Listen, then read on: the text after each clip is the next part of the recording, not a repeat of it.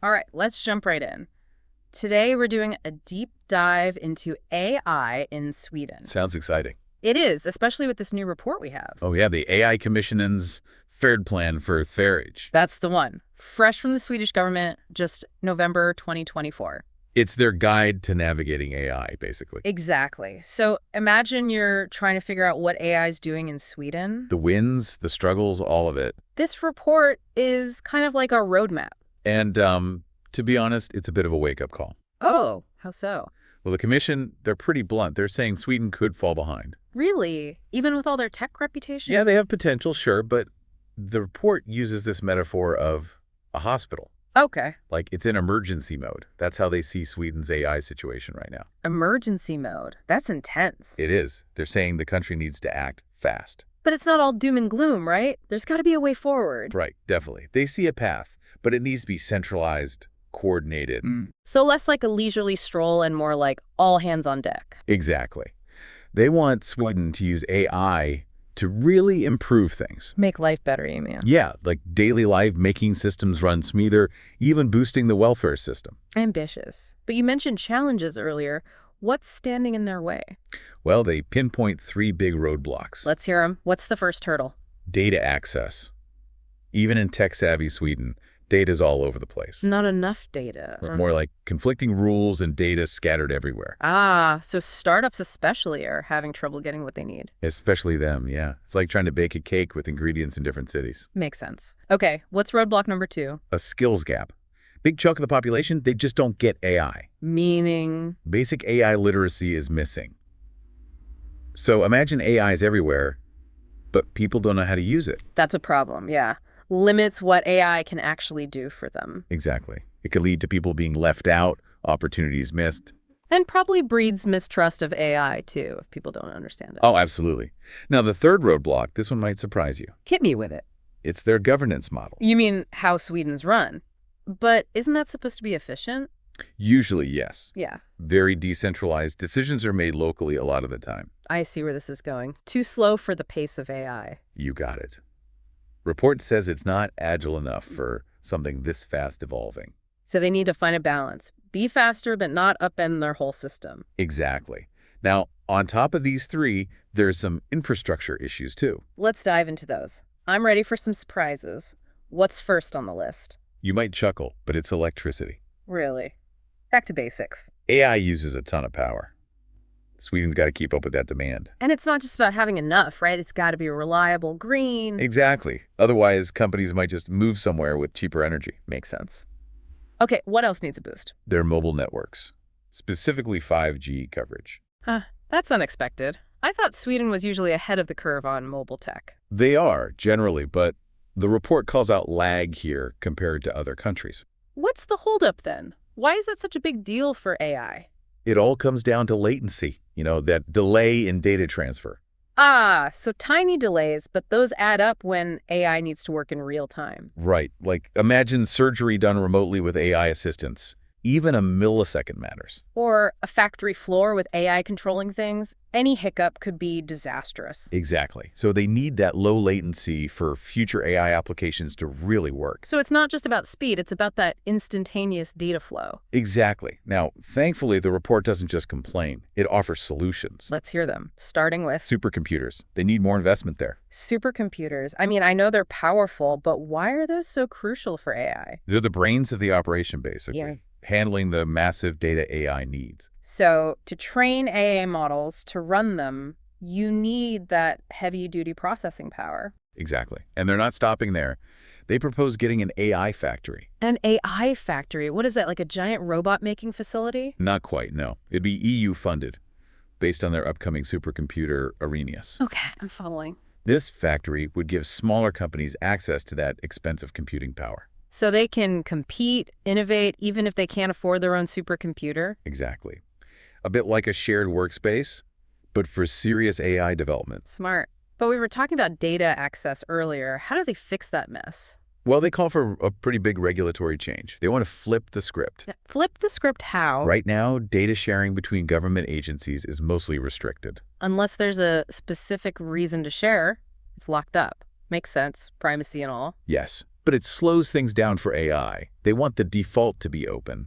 Whoa. So accessible by default, but with safeguards, obviously. That's a big change. It is. Less bureaucracy, more innovation. That's the idea. Bold. Anything else on the data front?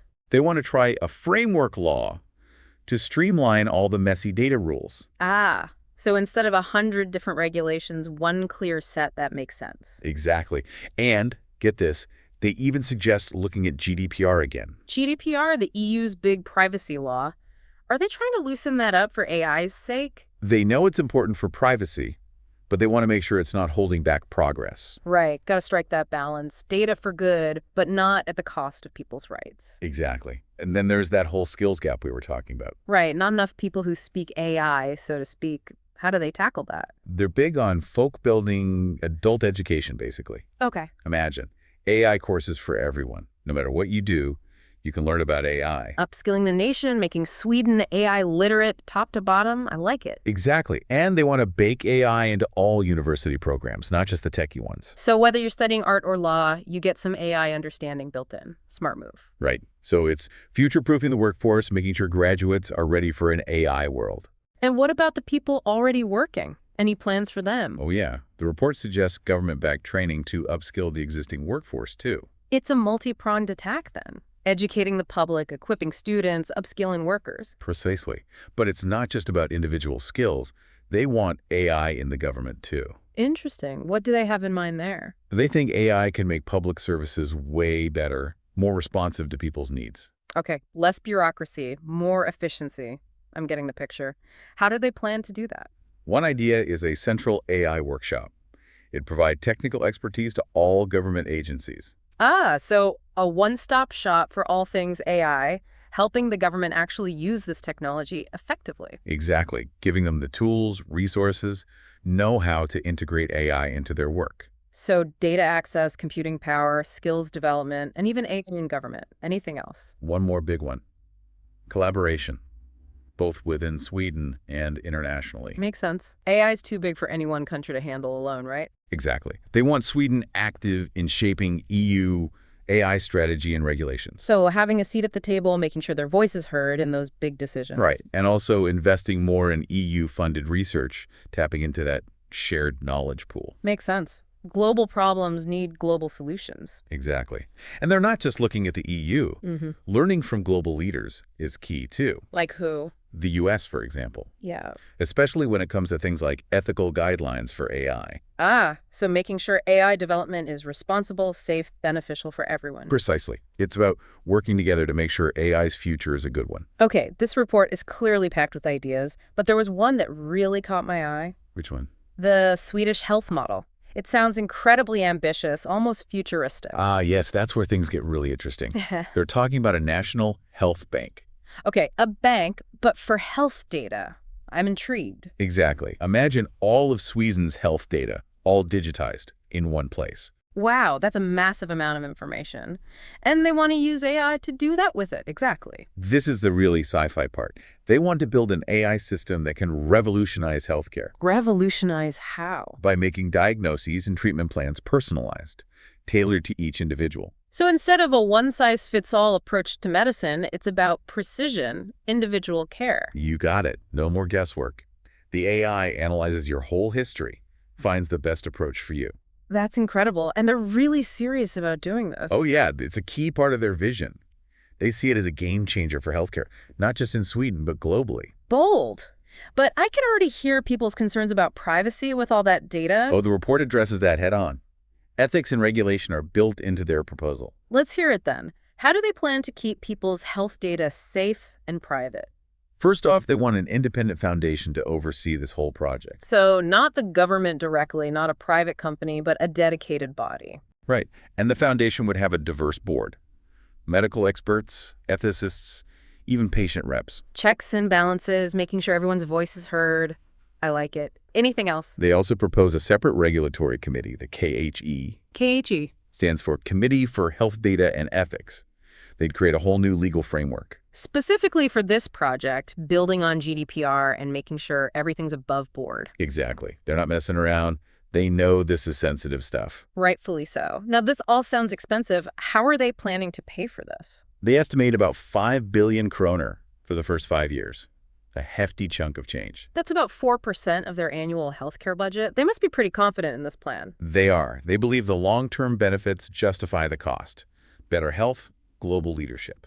It's a gamble, but a calculated one. They're betting big on AI's potential to transform healthcare. Absolutely. And this Swedish health model is just one piece of the puzzle. Right, we were talking about AI in other areas too, like Right. public services, businesses. Exactly. The report lays out a whole ecosystem they want to build. So let's explore that. What are some of their key strategies for making Sweden a true AI hub? Well, they're very aware that AI startups need different support than traditional ones. Meaning, what makes them so different? They need a lot more upfront investment. And the path to profit?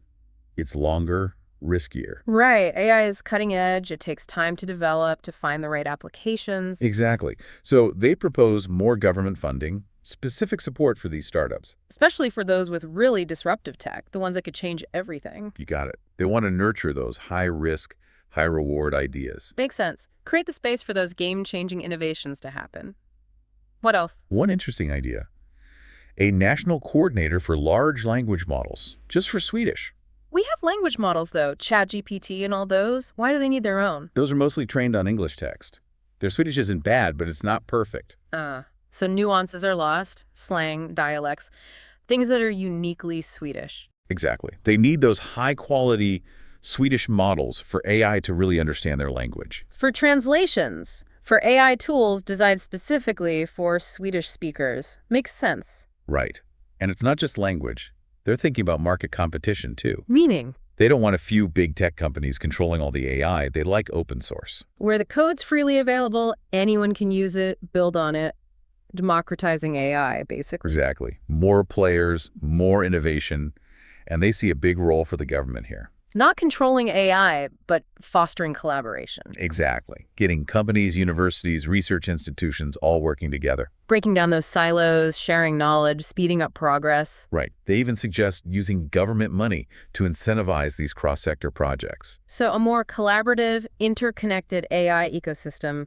Everyone benefits, everyone contributes. Exactly. And remember, this collaboration goes beyond Sweden's borders, too. Right. We talked about the EU, but also learning from global leaders. A two-pronged approach. Exactly. They want to be active in shaping EU AI policy, but also learn from the best out there. To ensure ethical development, set safety standards, all that good stuff. Precisely. It's a global effort, after all. Now, there's one more thing from the report I want to touch on. What's that? It's their analysis of their own governance model. They're questioning if it's right for AI. Wait, so their decentralized system, the thing Sweden's known for, might be a hindrance. In a way, yes.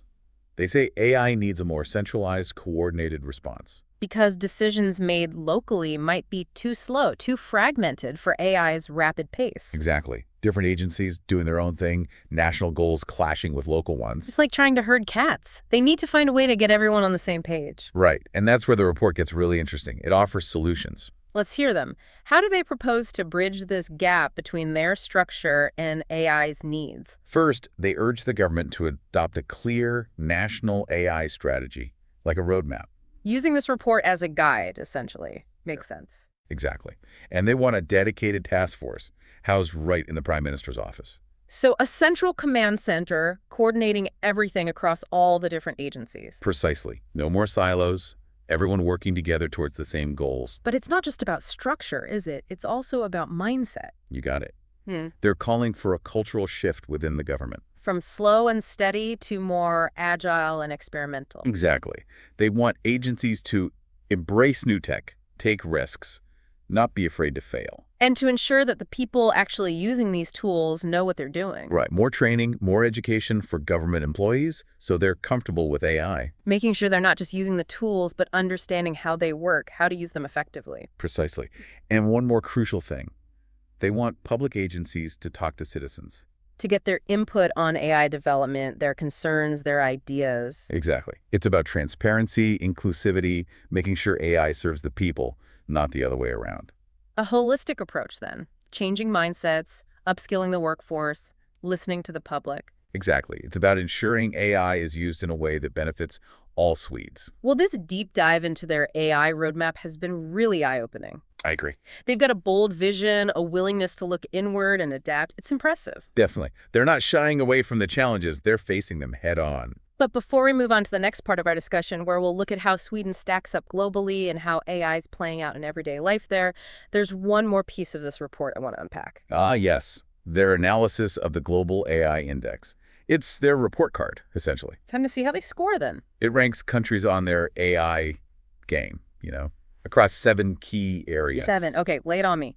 What are they looking at to decide who's top dog in AI? First up is political governance. Sounds serious. It's about how well a government is setting up the whole AI ecosystem. So, strategy, policies, funding. So it's not enough to have cool AI tech. You need the right support structure around it. Exactly. Next, we have development. Development of what? AI itself or? Overall innovation in AI. Are companies pushing boundaries?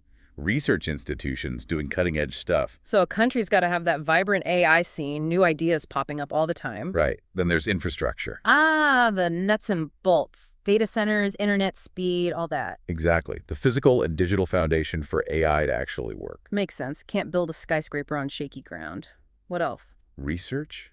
This one's about the scientific output, the quality of it. So universities publishing in big AI journals, attracting top researchers, that kind of thing. Precisely. And then we've got commercialization. Ah, taking those research ideas and turning them into actual products, businesses. Exactly. Bridging the gap between theory and real-world impact. Crucial. Okay, we're up to 5 categories now. What are the last 2? Talent is a big one. Right. Basically, does a country have enough skilled AI people? Engineers, data scientists, the folks who can actually build and use AI. Right. It's a global competition for talent these days.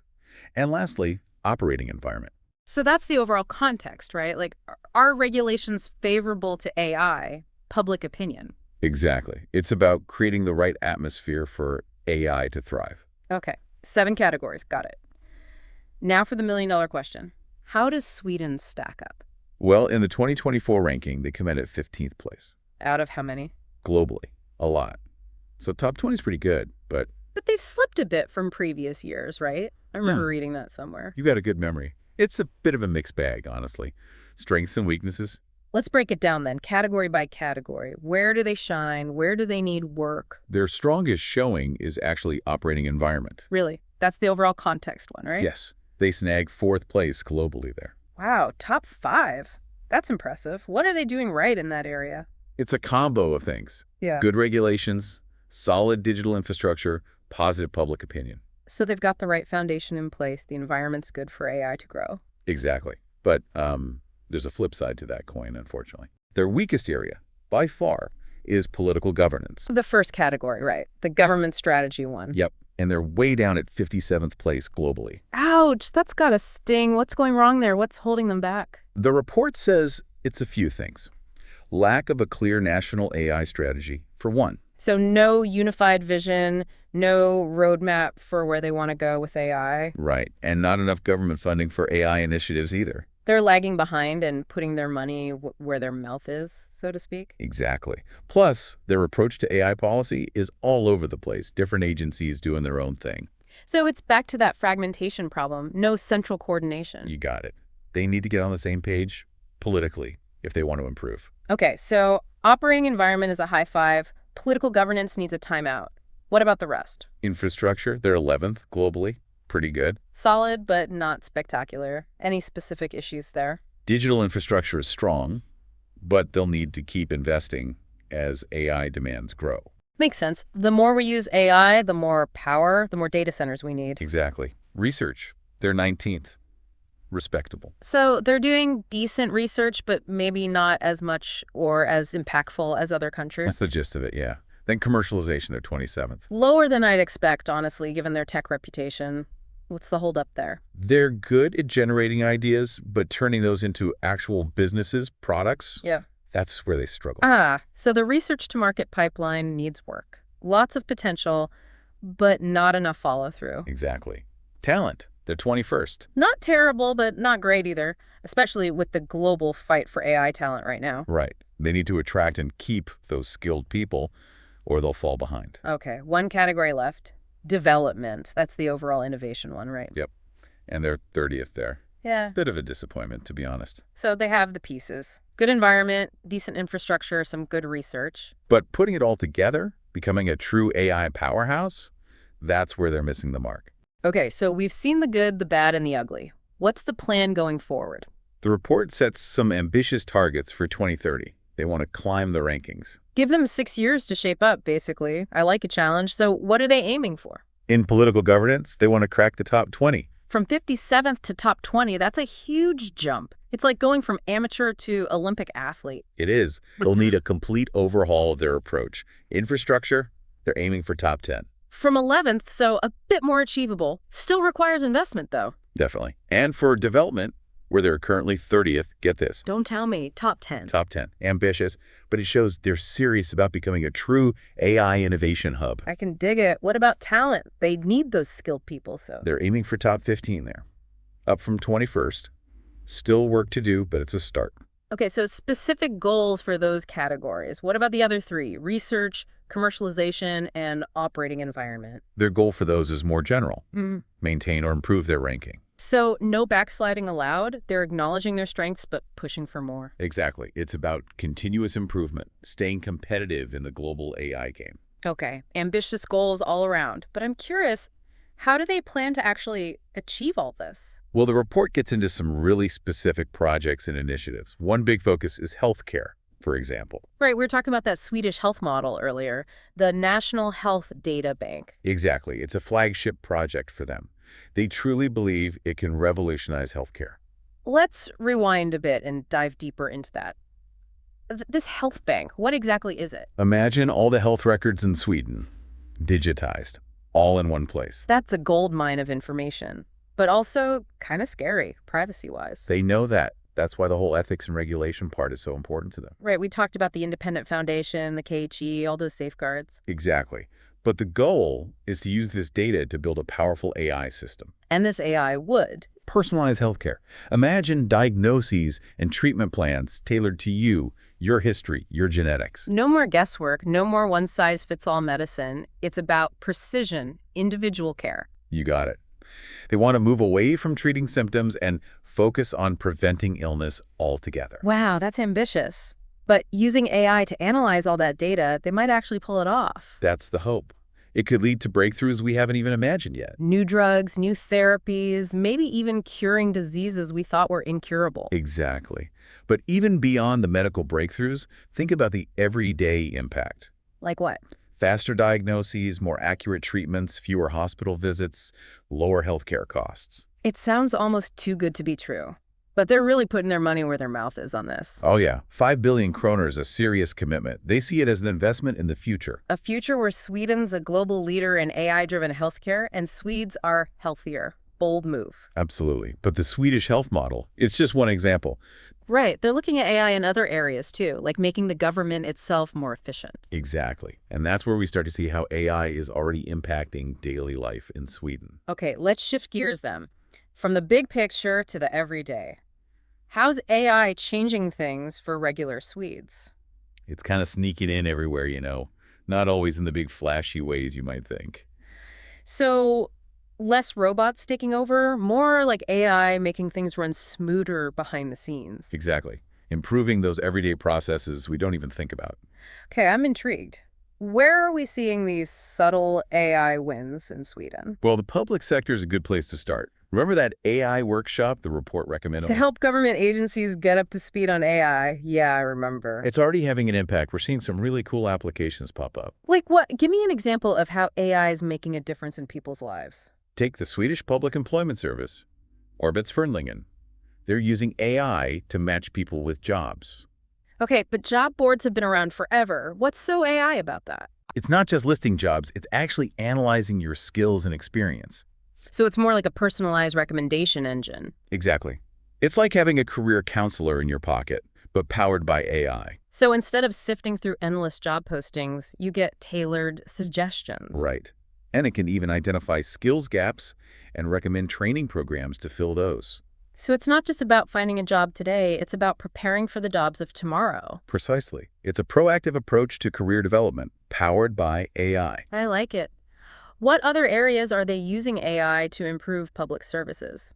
Well, some municipalities are experimenting with AI in social services. Interesting. How does that work? They're using AI to analyze data and identify individuals or families who might be at risk At risk of what? of needing social services support. Things like financial instability, housing issues, that kind of thing. So the AI is like an early warning system, flagging potential problems before they become crises. Exactly. It allows social workers to intervene sooner, offer support, and hopefully prevent bigger issues down the line. It's using AI to be more proactive and preventative rather than just reactive. Right. It's about using AI to help those who are most vulnerable and ensure they get the support they need. That's a really powerful application of AI. And what about education? Any cool stuff happening there? Definitely. AI-powered tutoring systems are gaining traction in Sweden. So personalized learning tailored to each student's needs. Exactly. The system adapts to your learning pace and style, providing customized instruction and feedback. It's like having a virtual tutor who knows exactly how you learn best. Right. And it can benefit all kinds of students. Struggling learners get extra support, while advanced learners can move ahead at a faster pace. So it's about creating a more individualized learning experience, making education more effective for everyone. Precisely. And AI is also being used to automate administrative tasks for teachers, freeing up their time to focus on teaching. Less paperwork, more time with students. That's a win-win for everyone. Exactly. It's about using AI to empower teachers and create a better learning environment for students. Okay, so AI is making a real difference in public services, from finding jobs to supporting vulnerable people to personalizing education. But it's not just limited to the government, right? Oh, no, not at all. Swedish businesses are also jumping on the AI bandwagon. I'm not surprised. They've always been known for innovation, so how are they using AI? Across the board, really. Manufacturing, logistics, finance, retail, you name it. They're using AI to improve it. Give me some specifics. What are some of the most interesting ways they're using AI in business? Well, industrial automation is huge in Sweden. They're using AI-powered robots in factories to streamline production. So robots doing the heavy lifting, the repetitive tasks, the dangerous jobs? Exactly. It's not about replacing human workers, though. It's about freeing them up to focus on more complex and creative tasks. Creating a safer and more efficient work environment where humans and robots work side by side. Exactly. It's about making the most of both human and artificial intelligence. What other sectors are seeing big changes thanks to AI? Finance is another area where AI is having a major impact.